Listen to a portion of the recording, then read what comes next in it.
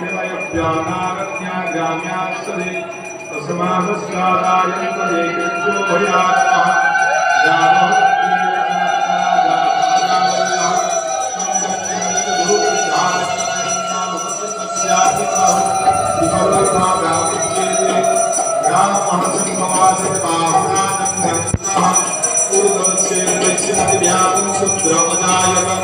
चंद्रमा मनसुदा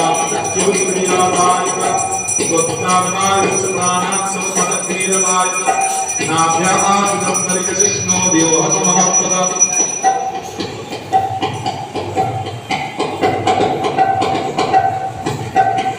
नाभ्यामासितं परिकृष्णो देवहतमहत्पद यावन्ति ससपुत्रावधानं अकल्पयन्न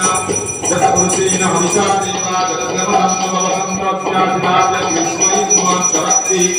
सप्ता शासनं परिदर्शि सप्त समीरं पुनः